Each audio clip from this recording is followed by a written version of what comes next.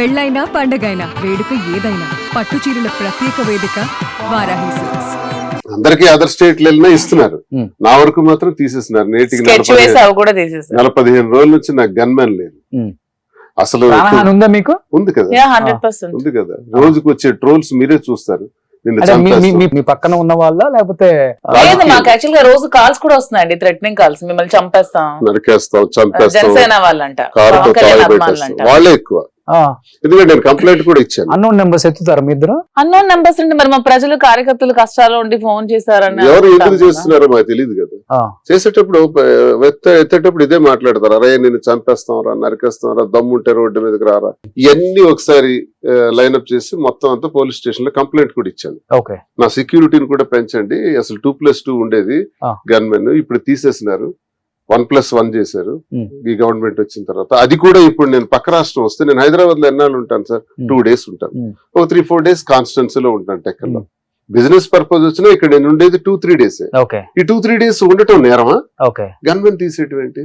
ఈ రోజు ఏదైనా జరిగితే మరి గవర్నమెంట్ దీనికి సమాధానం చెప్పాలి. నేను ఇంకా దీనికి ఎక్కువగా మాట్లాడదలుచుకోలేదు. స్పీకర్ గారు కానీ, చైర్మన్ గారు కానీ, గవర్నర్ గారి దృష్టిలో కూడా పెడతాను, డీజీపీ గారి దృష్టిలో, డీజీపీ ఇంటెలిజెన్స్ వారి దృష్టిలో కూడా పెడదామని అనుకుంటున్నాను లెటర్. నాకు ఇలాగా రక్షణ లేదు, చాలా ఇబ్బంది పెడుతున్నారు, చాలా టార్చర్ ఉంది, చాలా థ్రెటనింగ్ కాల్స్ వస్తున్నాయి, ఏదైనా జరగచ్చు. కాబట్టి నాకు ఇవ్వాల్సిన సెక్యూరిటీ నాకు ఇవ్వాలని అడుగుదామని అనుకుంటున్నాను. ఇంకా అసలు మీ గన్మెన్ ఎందుకండి? పక్కన కేజీఎఫ్ లో పెద్దమ్మ ఉంటే మా గన్మెన్ అవసరం లేదు, నాకు కూడా గన్మెన్ అవసరం లేదు. ప్రోటోకాల్ లో ఉన్నాం కాబట్టి అవసరం అనుకుంటే వాళ్ళు ఇస్తారు, లేకపోతే పోతాం, ఏముంది. సో కేజీఎఫ్ లో పెద్దమ్మ లాంటిదేగా మాధురి గారు కూడా చెప్తున్నాను, కేజీఎఫ్ పెద్దమ్మ. కరెక్ట్, మంచి సపోర్ట్ అండి, చాలా మంచి సపోర్ట్. ఒక మనిషికి కావాల్సింది అదే అండి, ఒక మగవాడికి కావాల్సింది అదే. నేను ఏదైతే కోల్పోయినా ఆ సపోర్ట్ నాకు చాలా బాగా ఇస్తారు. ఆ సపోర్ట్ తో బ్రహ్మాండంగా ఏదైనా చేయగలను, ధైర్యం ఉంది అంతే. సో అంటే బయట చాలా మంది కేవలం డబ్బుకి ఎరవేసి వచ్చి రేపు అంతా లాగేసుకొని నడి రోడ్లు నిలబెడతది మాధురి అనే సమాధానం చెప్పే వాళ్ళకి ఏం చెప్తారు? డబ్బు తన దగ్గరే ఉంది, అసలు యాక్చువల్ గా డబ్బు తన దగ్గరే ఉంది, బాగా నా దగ్గరే ఉంది. నా దగ్గర ఉన్న ఆస్తులన్నీ రాసేసాను కదా, రాసేసి కుటుంబానికి రాసేసి నేను ఎంప్టీ హ్యాండ్స్ తో బయటకు వచ్చాను. ఇప్పుడు నా దగ్గర ఏముంటది? జనరల్ గా ఏముంటది? అన్ని ఇచ్చేసినాను కదా, లేవని నేను అంటలేదు, ఉన్నవన్నీ రాసేసి వచ్చాను. అసలు చిల్లి గవ్వ కూడా లేదా? లేదు, అన్ని రాసేసాను, మొత్తం A to Z రాశాను. కోర్టులో కేసులు ఎలా ఉన్నప్పటికి కూడా నాకున్న మైన్స్ కి సంబంధించిన ఫ్యాక్టరీస్ గానీ, బంగ్లా, ఇల్లు, హౌసెస్ గానీ అన్ని కూడా రాసేసి వచ్చాను. ఎంత మీ బ్యాంక్ బ్యాలెన్స్ బయటకు వచ్చేటప్పటికి? బ్యాంక్ బ్యాలెన్స్ లక్షల్లోకి వచ్చేసింది, ఒక 25-26 లక్షలతో వచ్చేసింది బయట, అంతే. మొత్తం అంతా రాసి పెట్టేసాను. తర్వాత ఏం చేయాలా, ముందుకు ఎలా పోవాలా అని ఆలోచనలో భాగంగా తనకున్నటువంటి ఆస్తుల్ని కొన్ని రెడీ చేసి, ఆ ఆస్తులన్నింటిని కూడా కొంత ఫైనాన్స్ రెడీ చేసుకుని, మరి మన మీద ఆధారపడినటువంటి ప్రజలు మనకు ఒక పెద్ద టీం ఉంది, ఏ ఉద్యోగాలు లేక, ఏ అవకాశాలు లేక చాలా మంది నా కోసం ఆధారపడిన వాళ్ళు ఉన్నారు. వాళ్ళందరికీ ఏదో ఒకటి కల్పించాలి, ఇలా కూర్చుంటే జరిగే పని కాదని కొంత డబ్బుని రెడీ చేసి ఇప్పుడు వ్యాపార రంగంలో అడుగుపెట్టాం. అది హైదరాబాద్ వేదికగా తీసుకుందామని హైదరాబాద్ లోనే కాంచీపురం వకులా సిల్క్స్. నాకు దీనిపైన నాదైతే మైన్స్ బిజినెస్, పూర్వం నుంచి నాది మైన్సే, 25 years నుంచి. ఇప్పుడు ఆ మైన్స్ కూడా ఆపేస్తున్నారు గవర్నమెంట్ వచ్చినాక. దానివల్ల ఒక 50 కోట్ల లాస్ వచ్చింది, ఎలక్షన్ లో కొంత పోయింది, అన్ని కలిపి చాలా లాస్ లో ఉన్నాయి. ఈ లాస్ లో ఉన్నప్పటికి కూడా ఏదో ఒకటి చేయాలన్నటువంటి తపంతో తనకి ఫ్యాషన్ పట్ల ప్యాషన్ ఎక్కువ. సో ఆ ప్యాషన్ ని ఎందుకు మనం చేయకూడదు, దాని ద్వారా ఎంతో మందికి మనం ఉద్యోగాలు కల్పించిన వాళ్ళు అవుతాం, మన పరిస్థితి కూడా ముందుకు తీసుకెళ్లగలిగిన వాళ్ళు అవుతాం అని ఆలోచించుకొని ఈ బిజినెస్ రంగంలో తన వస్త్ర రంగంలోకి అడుగు పెట్టడం, అలాగే జ్యువెలరీ కూడా స్టార్ట్ చేయాలని ఇవన్నీ కూడా ప్లాన్ చేస్తుంది. సో దువ్వాడ జ్యువెలరీస్ అని పెడతారా, మాధురి జ్యువెలరీస్ అని పెడతారా? ఇద్దరు కలిపిన జ్యువెలరీస్, మాధురి కలిపి పెడతారు. కానీ ఇద్దరు 24 క్యారెట్ ప్యూర్ గోల్డ్, అది ఉంటది కదా, ఎటువంటి కల్తీ లేని అలా ఉంటే మీ స్వచ్ఛమైన మాటలు, అది ఎందుకు అందరికి ఎక్కలేదు నాకు అర్థం కాలేదు. అసలు వాళ్ళకి ఎక్కుతుంది, బయటకి ఎక్కనట్టు నటిస్తారు. ప్రజలందరికి ఎక్కింది సార్, ఎందుకంటే మమ్మల్ని రిసీవ్ చేసుకున్నారు. నేను ఎక్కడికైనా వెళ్తే మేము పరిగెట్టుకుంటే వచ్చి ఒక సెల్ఫీ ఇవ్వండి సార్ అంటాం, లేదా కార్ ఆపేసి మా కార్ను ఓవర్టేక్ చేసి మరి వచ్చి సెల్ఫీ అడగటం, లేదు కొంతమంది 2-వీలర్ మీద వెళ్తున్న వాళ్ళు కూడా బళ్ళు ఆపేసి మరి వచ్చి అడగటం ఎక్కడైనా కనపడితే. ఎందుకు ఇది వస్తుంది?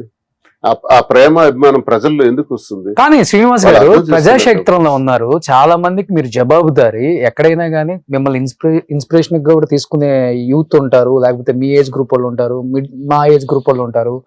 మీరు ప్రజాక్షేత్రంలో ఉన్నప్పుడు సార్ నేను ప్రజలకు జవాబుదారు కాబట్టి సరే మా ఇద్దరి మధ్య కుదిరింది పొందన, హ్యాపీగా ఉంటాం అని 4 గోళ్ల మధ్య పెళ్లి చేసుకుని 4 గోళ్ల మధ్య హ్యాపీగా మీరు జీవనం కొనసాగించవచ్చు కదా.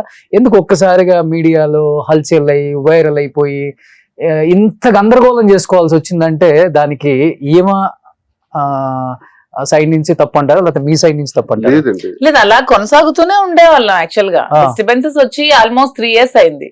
3 years ముందే ఆ డిస్టర్బెన్సెస్ వచ్చినప్పుడు ఆవిడ డైవర్స్ కావాలన్నప్పుడు మా ఇద్దరు కలిసి డిసైడ్ అయ్యి లైఫ్ లీడ్ చేయడం, ఇద్దరు అలాగే ఉండడం, మా ప్రజల వరకే పరిమితం అవడం అన్ని జరిగింది.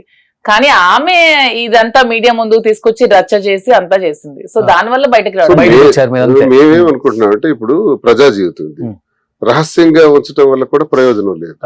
ఏదో ఇప్పుడు చాలా మంది జీవితాలు ఇదే జరుగుతుంది, మీరు అన్నదే జరుగుతుంది. చొక్కా ఇప్పితే తెలుస్తుంది, చొక్కా ఇప్పితే అందరు పుట్టుమచ్చలు తెలుస్తాయి. నేను విప్పాను కాబట్టి నా పుట్టుమచ్చలు అర్థమైనాయి.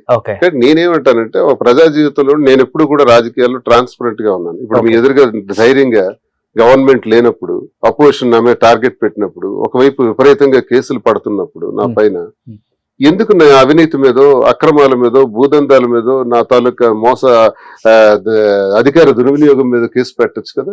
అవి లేవా మీకు? అవకాశం లేదా?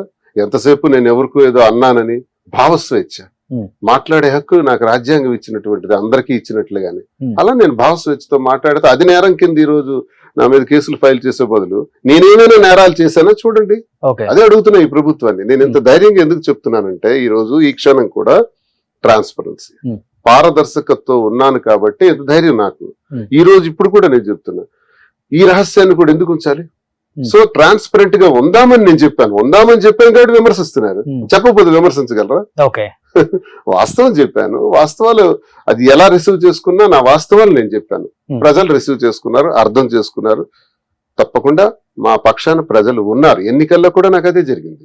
నా మీద పోటీ చేసిన అచ్చెన్నాయుడికి 30,000 మెజార్టీ వచ్చింది. కానీ కూటమిలో ఎవరు పోటీ చేసినా 50,000, 60,000 వచ్చాయి.